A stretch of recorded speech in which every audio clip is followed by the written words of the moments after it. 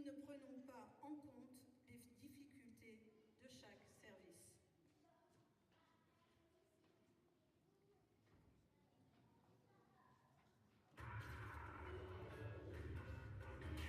Moi, Carmen, quand on a demandé aux gens de tout faire en ligne, je pensais vraiment qu'on allait gagner du tout. Ah, moi aussi, je pensais vraiment que ça serait plus simple pour nous. Et tu vois, au final, je comprends pas trop ce que ça apporte que les gens fassent leur démarche en ligne.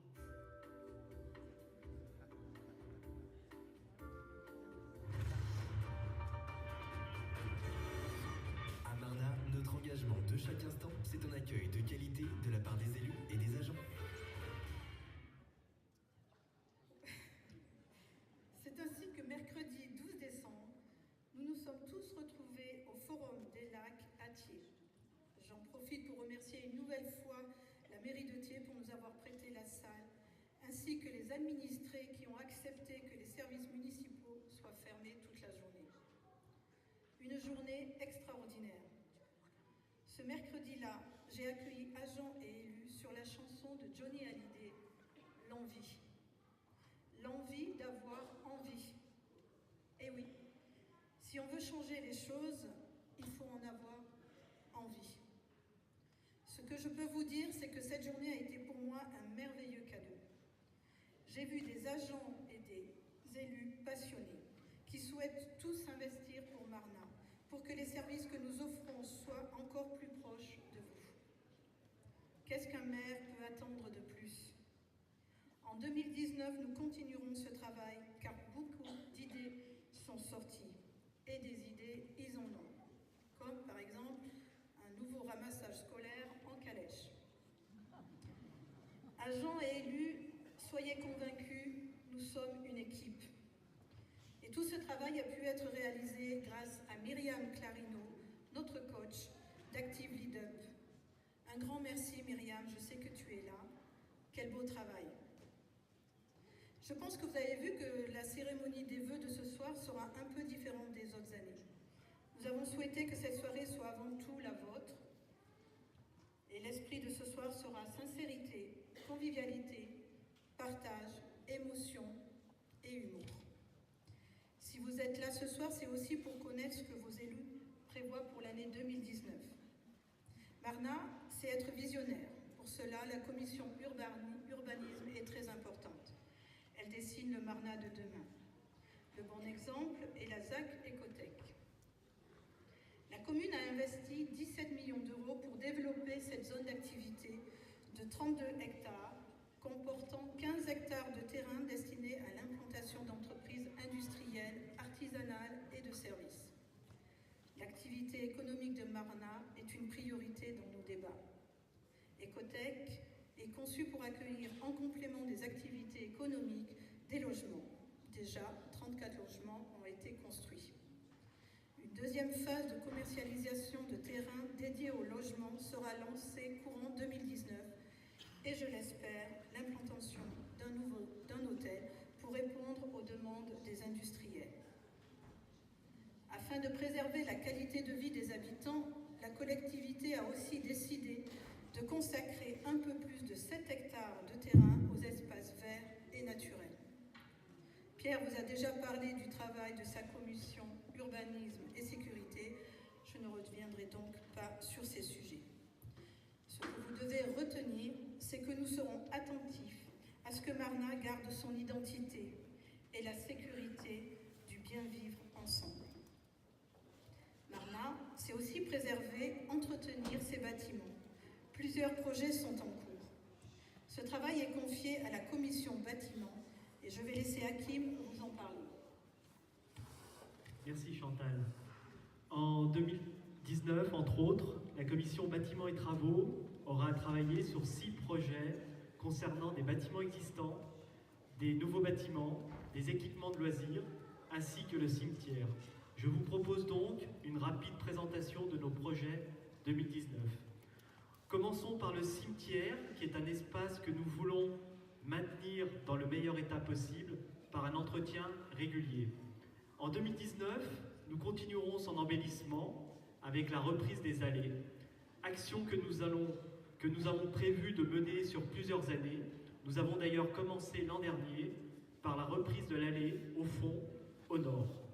En 2019, nous avons également en prévision l'installation d'un deuxième columbarium. Côté Église, nous lancerons un diagnostic de son état intérieur et extérieur. Ce diagnostic, qui sera réalisé par des experts, nous permettra d'évaluer ses qualités structurelles, l'efficacité de sa couverture, la qualité technique des parements intérieurs et extérieurs, les réseaux, le mode de chauffage et la gestion globale de l'hygrométrie. Ce diagnostic permettra, le cas échéant, de révéler tous les travaux nécessaires pour garantir la pérennité des ouvrages et de proposer une hiérarchisation de leur importance et priorité. Cette année verra aussi le démarrage de l'étude et probablement les premiers coups de pioche de la construction d'une salle culturelle et festive en lieu et place de la salle paroissiale actuelle.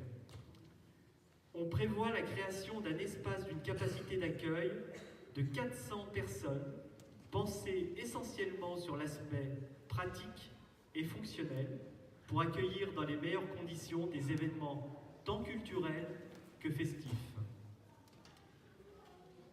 2019, c'est également l'aménagement d'une maison médicale au centre de la commune, positionnée au rez-de-chaussée d'un nouvel immeuble proche de la salle des fêtes. Cette maison médicale intégrera 3 cabinets de médecins, un cabinet infirmier, une salle de coordination, une salle polyvalente, un secrétariat avec accueil et salle d'attente. Dernier projet concernant les bâtiments, et pas des moindres, 2019 sera le lancement de l'extension de l'école des sages. C'est notre plus gros projet pour 2019. Un nouveau bâtiment va être construit et permettre la création, entre autres, de 11 nouvelles classes. Création d'espaces ultra fonctionnels en cohérence et harmonie avec l'existant, incluant performance énergétique et simplicité d'usage, lieu de vie et d'épanouissement de nos enfants, des équipes pédagogiques et encadrantes. Merci Hakim. Donc, comme vous pouvez le voir, les enfants de Marna, ce sont nos petits gâtés et c'est normal, nous en prenons soin. Et nous en prenons soin grâce à la commission enfance scolaire jeunesse qui est donc menée par Sophie. Bonsoir à tous. Participer au bien-être et à l'épanouissement des jeunes marneraux, être à l'écoute des familles et des équipes pluridisciplinaires qui gravitent autour de l'enfant, telles sont les missions et les enjeux de la commission scolaire enfance et jeunesse. La future construction permettra d'accueillir les élèves du CP au CM2 sur le site des Sages et d'offrir une école à taille humaine en proposant une extension indépendante avec une deuxième cour. Ce projet comporte également une redistribution des locaux avec un agrandissement du périscolaire, de l'accueil de loisirs, ainsi qu'un réaménagement de la restauration scolaire. Vous pourrez découvrir les planches graphiques qui sont sur les grilles métalliques sur votre gauche. La rentrée scolaire 2019 sera marquée par le dédoublement des classes de CE1 qui compteront entre 12 et 14 enfants chacune, mesure proposée pour les écoles en raison d'éducation prioritaire. Pour accueillir les 3 classes de CE1 supplémentaires, une mutualisation avec des salles du service périscolaire sera nécessaire. Donc effectivement, une grande place. La création d'un groupe de travail réunissant des parents d'élèves, Madame Berruard, la directrice de l'école, et des élus, permettra d'élaborer des pistes de réflexion afin de valoriser les déplacements doux entre les 2 écoles. Le pôle enfants-jeunesse, qui regroupe les services périscolaires, de loisirs et l'accueil des adolescents, poursuivra et développera des actions citoyennes, de solidarité, de tolérance, sans oublier une sensibilisation à la protection de l'environnement. Je terminerai par le temps du repas, pour lequel la Commission s'est prononcée pour la suppression des contenants plastiques dans un souci sanitaire et environnemental. Merci Sophie. Et si on peut penser que nos jeunes ados, je les ai vus là, sont oubliés, eh bien non, ils ne sont pas oubliés. Et une commission jeune a vu le jour cette année. Nous avons organisé une première rencontre en mairie pour les écouter et lister toutes leurs attentes. Et la surprise fut grande parce que nous avons des jeunes très matures, responsables, raisonnables et prêts à s'investir dans leur commune. Donc je souhaite réellement que ce soit que le début d'une belle collaboration afin qu'à Marnat, les jeunes aient toute leur place. Je vais laisser de nouveau Hakim vous en dire un peu plus. Effectivement, Chantal. Nos différentes rencontres avec la jeunesse marnerotte, et en particulier celle du 17 novembre 2018, ont fait ressortir une réelle attente unanime des jeunes pour la construction d'un terrain multisport. Nous travaillons en ce sens et nous espérons vivement que 2019 fasse émerger un terrain multisport, lieu de vie, de sport et d'échange pour nos jeunes. Préparer le Marnat d'aujourd'hui et de demain demande aussi un énorme travail à la commission voirie. Et nous entendons bien toutes vos demandes. Des priorités seront prises et Robert va pouvoir nous en dire un peu plus. Je ne sais pas s'il y aura des priorités. Madame le maire, merci de me donner la parole. Je vais être très bref parce que comme je suis un vieux, vous avez compris que j'étais pas mis à l'écart, mais que Madame le maire veut que je me repose. Donc c'est pour ça que je ne fais plus grand-chose. Pour organiser le déplacement en sécurité vers le collège de Le Creuset, suite à un schéma ambitieux de mobilité douce de notre commune établi en 2018, 2019 verra la réalisation en collaboration avec le département d'un souterrain sous la route blanche. La voirie générale nécessite des interventions permanentes toute l'année, parce qu'on ne parle pas que de nids de poules, mais il y a les grilles d'eau pluviale, les tampons, etc. à réparer tout au long de l'année. La partie roulante, c'est le plus facile à entretenir. La forêt. La collaboration avec l'ONF permet une gestion pérenne pour l'avenir. Vous savez très bien ce que veut dire une gestion de la forêt. Suite à la sécheresse, sans jeu de mots, Suez a sué cet été, ce qui a pour effet des interventions tant pour l'abonnage que pour la station de pompage des Valillons. Rassurez-vous, Marnerotte, Marnereau, l'eau devrait continuer à couler à vos robinets. Voilà, Madame le maire, terminé pour moi. Je pense que mon collègue, on n'est pas paxé encore, mais je pense que mon collègue en dira un peu plus tout à l'heure. Oui, merci. Merci Robert. Donc, et pour nous tous, nous avons Eric qui travaille avec sa commission sur comment prendre soin de notre planète. Oui, Chantal, enfin, prendre soin de notre planète, c'est un grand mot, surtout, et évidemment, plus particulièrement, prendre soin de Marnat. Cette année, le premier chantier de la commission environnement a été notre engagement dans la démarche Zéro Phyto, ou plus exactement, l'arrêt complet de l'utilisation des produits phytosanitaires. Pour cela, en 2018, nous avons recherché un partenaire que nous avons trouvé avec la société Tarvel. Celle-ci nous a permis de valider plusieurs techniques de désherbage alternatifs, notamment le brossage des voiries, le sarclage mécanique des terrains de boules, l'entretien adapté de certains chemins qui avaient été un peu oubliés. Pour 2019, nous allons définir une meilleure coordination de ces interventions afin qu'elles soient le plus efficaces possible. D'un autre côté, nous avons travaillé sur le recyclage de nos déchets. Notre objectif est de réduire au maximum les 50 tonnes de déchets que nous incinérons chaque année.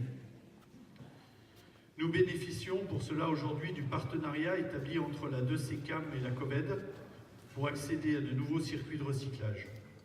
En 2019, notre action se reportera sur un enjeu majeur, celui de la maîtrise de notre consommation d'eau. Nous étudions la mise en place de récupérateurs d'eau de pluie issus des bâtiments communaux. Cette eau pourra être utilisée pour l'arrosage de nos massifs ou bien encore nettoyer nos voiries. En 2018, un glissement de terrain important a eu lieu le long du ruisseau des Bottes.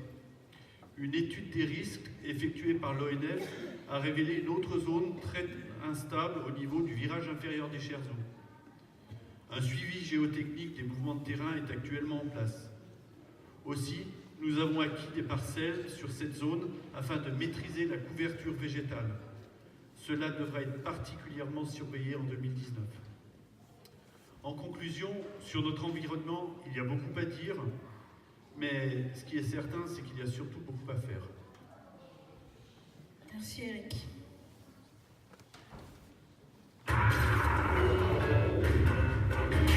Donc Robert, tu sais qu'on va changer tout l'éclairage public pour des LED? Ouais, non. Si, ça représente au moins 80% d'économie par ampoule changée. Et vous en changez combien? Bah, je sais pas, plein. Mais plein, c'est combien? Bah, je sais pas, 100. 100 à 80%? Bah, dis donc, ça fait une sacrée économie, hein? Bah oui, ça fait, j'ai calculé, ça fait au moins 8000% d'économie. 8000%? Eh ben, dis donc, bravo, hein? Et puis là, on va changer les ampoules de la mairie. Ça représente environ 40% d'économie. Tu vois, si on en change 300? 300 à 40%, 120 000%, super! À Marna, en 2019 comme en 2018, nous mettrons tout en œuvre pour vous apporter le meilleur éclairage sur l'ensemble de nos actions.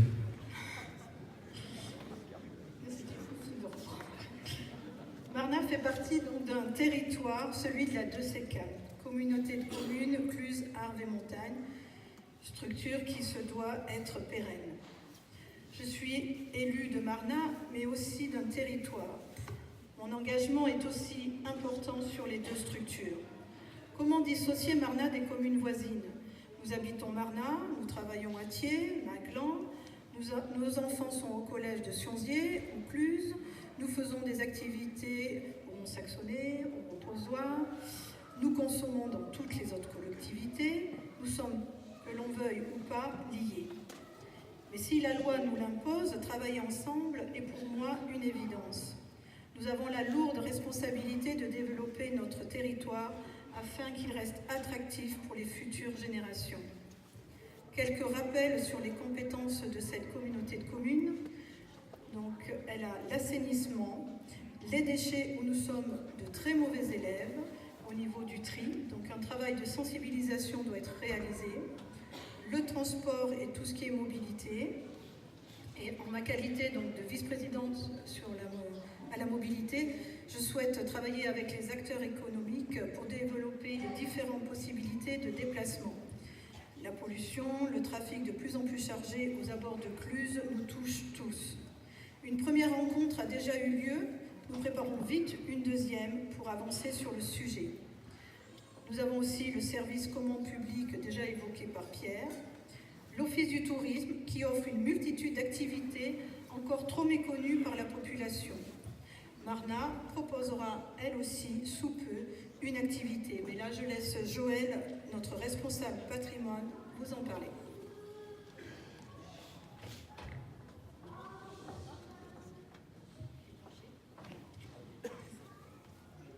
Notre projet de découverte patrimoniale de Marna va voir le jour cette année. Inspiré d'une légende en lien avec l'édifice le plus ancien de la commune, la chapelle, d'autres lieux symboliques ont été choisis comme passage obligé du parcours.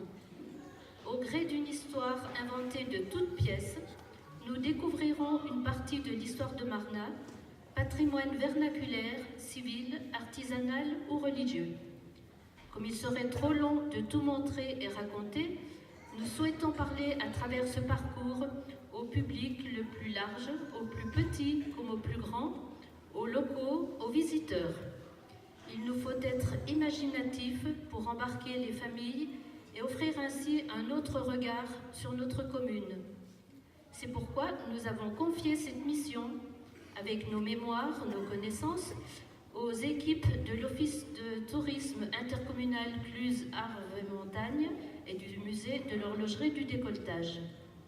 Forts de toute cette matière première, ils créeront de toutes pièces un parcours ludique mêlant chasse au trésor et numérique.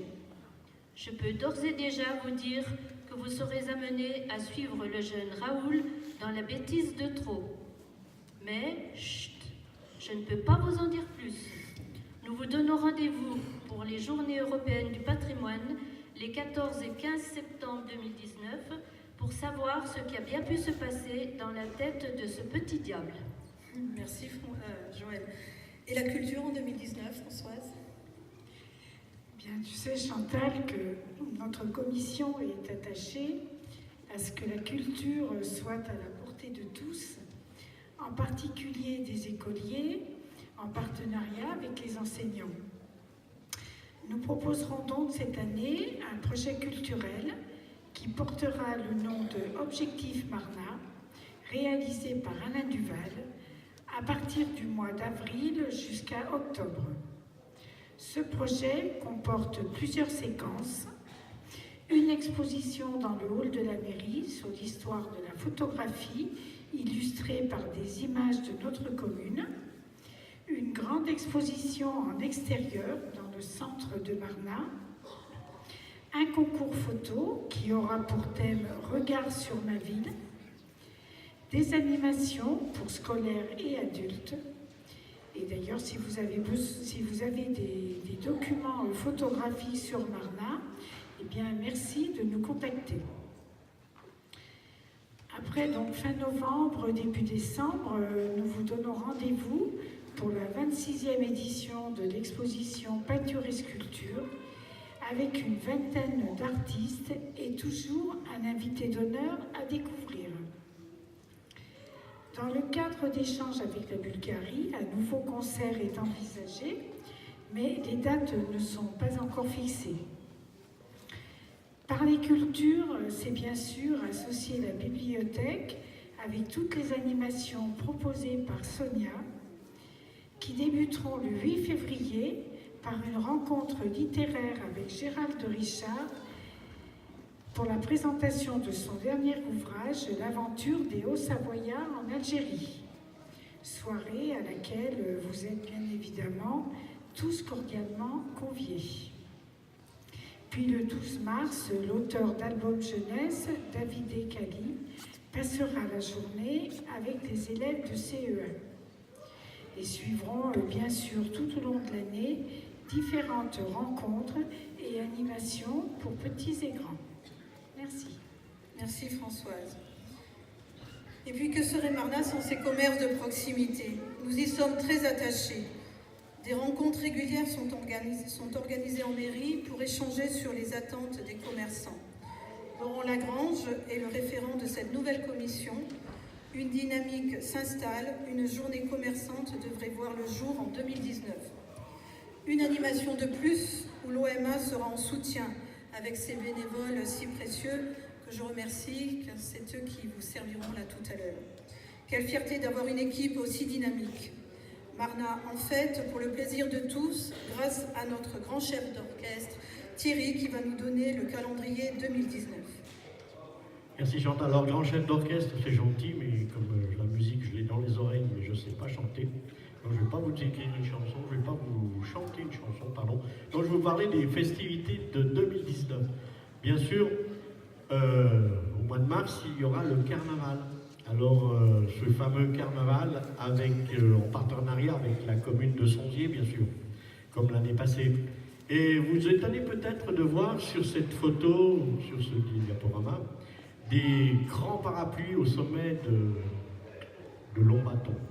Donc, ces photos, ce sont les parapluies des Outenards. Les Outenards sont un groupe de Dunkerque que nous avons invités et qui vont participer à notre carnaval avec Sonzier, bien sûr. Et donc, je vous invite à venir, bien sûr. Ah, c'est sûr. Au mois de mai, le 8 mai, il y a la cérémonie de la victoire de 1945. Le 18 et 19 mai, le congrès national des bataillons des chasseurs alpins, avec la participation de la fanfare du 27e.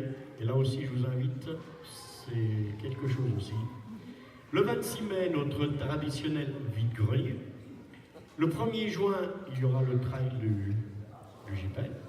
Le 7 et 8 juin, les Nuits Blues de Marna. Donc l'édition 2019 sera spéciale, car les Nuits Blues font partie du programme européen Tomland Mythe. Ce programme vise au rapprochement des populations immigrées par le biais de la culture et de la musique. Y participe la France, Marna, la France. Voilà. L'Italie, la Serbie, la Slovénie et l'Allemagne. En parlant d'Europe, courant cette année, elle l'a déjà dit, Françoise l'a déjà dit, on aura un concert philharmonique bulgare. Nous passons donc au mois de juillet Si je vais trop vite, vous me le dites. Hein. Le 13 juillet, la cérémonie de la fête nationale. Le 21 juillet, c'est la Marne-Rode. En effet, la montée pédestre pour l'année 2019 est renommée et revient à sa détermination originelle qui était une course à l'époque, mais on préfère, tout le monde l'appelle la Marne-Rode. Donc la Marne-Rode, on a déjà avec la participation du Mont-Saxonais, on aura peut-être aussi une autre commune qui s'invitera, donc on est en contact, donc on verra ce que ça donne. Le 18 août, la commémoration de la libération de Marna. Octobre, les 5 et 6 octobre, c'est la reconstitution militaire historique. Et j'insiste sur le thème historique. J'en profite ce soir que j'ai le micro. Car cette manifestation se veut totalement dénudée de tout parti pris et de toute interprétation politique. Voilà, je ne dirai pas plus, je vais passer au mois de novembre, pour le 11 novembre, la cérémonie de l'armistice. Et enfin, le marché de Noël sera la dernière manifestation marnoraine de cette nouvelle année. Bien sûr, comme je l'ai dit depuis le début, vous êtes tous et toutes les bienvenus à ces manifestations à Marna. On vous attend de bonne heure et de bonne humeur. Et maintenant, je vais laisser la parole à mon collaborateur et mon bras droit, qui m'accompagne depuis 10 ans. Et lui va vous parler des associations. Merci Thierry. Marna est très fière de son tissu associatif. Nous comptons aujourd'hui une 50aine d'associations qui animent tout au long de l'année la commune en proposant de divers événements. Des lotos, concours de belote, tournois sportifs, concerts, soirées. Et j'en passe, mais aussi en proposant aux Marneraux de nombreuses activités sportives et culturelles. Ski, foot, badminton, danse, vélo, arts martiaux, tennis, chasse, cuisine, musique, couture, peinture. J'en oublie certainement tellement elles sont nombreuses. Si vous avez besoin de renseignements, vous pouvez les trouver sur le magazine, sur le site de la commune ou les demander à l'accueil de la mairie où l'on vous communiquera un contact à qui vous adresser. Nous profitons de ce moment particulier des vœux pour remercier tous les bénévoles qui font vivre ces associations au quotidien et qui participent activement à la vie marnerotte. Elles savent qu'elles peuvent compter sur le soutien moral, logistique et financier de la municipalité. En effet, elles répondent toujours présentes lorsqu'on nous faisons appel à elles lors de manifestations organisées par la commune, mais aussi pour les manifestations sportives qui traversent la ville, comme les courses de vélo ou le trail du Gipet. D'ailleurs, j'en profite pour vous informer que cette année, c'est la 10e fois que les trailleurs qui jalonnent la chaîne du Bargy et des Aravis traverseront Marna. Notre commune accueillera encore cette année l'arrivée de la course. Pour la 10e édition du Trail du Gipet, nous ferons encore appel à vous, bénévoles, le samedi 1er juin pour cette grande fête sportive et amicale. Nous aurons aussi besoin de vous pour les divers événements de l'année 2019. Un grand merci à vous tous. Marna, c'est aussi la solidarité, ne pas oublier son prochain. Cette noble tâche est confiée à la commission CCAS qui veille à ce que toute personne soit considérée. Et c'est à Fabienne que j'ai confié cette mission. Merci Chantal. En effet, le CCAS, Centre communal d'action sociale, est une porte vers l'humain, une oreille attentive et bienveillante pour l'ensemble de la population marnerotte. Je rappelle qu'il est à votre disposition pour vous renseigner et vous accompagner dans vos démarches. Notre commission, discrète, disait Pierre tout à l'heure, a à cœur le bien-être et l'amélioration de l'environnement de chacun. Être à l'écoute, créer du lien, partager, prendre soin des plus fragiles, favoriser l'insertion au sein de notre communauté, telles sont les valeurs que nous porterons encore en 2019. Le portage de repas en est un exemple.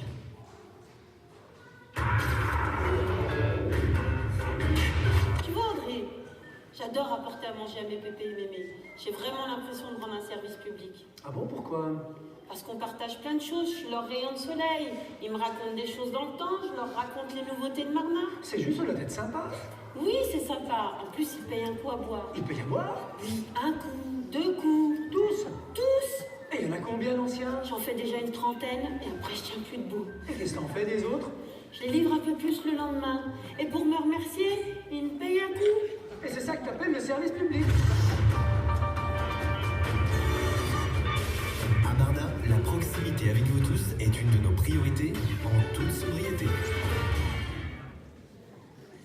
Comme vous pouvez le constater, ce service, c'est bien plus qu'une simple livraison de plateau repas. Il crée un véritable lien avec nos aînés. Et j'en profite pour remercier Barbara qui se charge de ce service. J'espère qu'elle ne boit pas trop de coups à la fois. En 2019, outre le repas des anciens le 14 avril prochain et la distribution de colis de Noël, notre objectif est de mener davantage d'actions de prévention et d'accompagnement social pour permettre aux personnes de rester chez elles le plus longtemps possible, pour rompre leur isolement et pour les accompagner dans les étapes de la vie. Un domaine important pour notre commission est également l'intergénérationnel. Il est confié à Pierrine, à qui je vais laisser le micro. Merci Fabienne. Moi, je vais faire un peu de poésie. Adopter l'intergénérationnel, c'est donner de la vie aux amis. Parce que l'essentiel est invisible pour les yeux et qu'on ne voit bien qu'avec son cœur. Parce qu'on a souvent plus de joie à donner qu'à recevoir. Parce que transmettre, c'est reconnaître l'existence de l'autre. Parce qu'un rêve seul reste un rêve, mais partagé, il devient réalité. Dans notre projet 2019, c'est l'art créatif et artistique à destination des enfants et l'art-thérapie à destination des personnes âgées, fragilisées ou handicapées que nous découvrirons. Galliano Gallo, artiste peintre de Quincinetto, pédagogue et spécialiste en la matière, nous accompagnera dans cette découverte. Petits et grands, jeunes et moins jeunes, chacun de vous, chacun de nous, pourra spontanément et librement participer à des œuvres communes. Et pour un instant seulement, se mettre dans la peau d'un artiste et se découvrir, qui sait, un talent caché, un moment de bonheur à portée de main.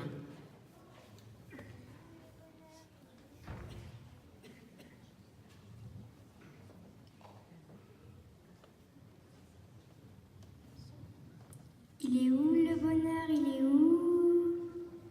Il est où? Il est où le bonheur, il est où? Il est là. Alors, en 2021, nous devrions inaugurer le nouvel EHPAD.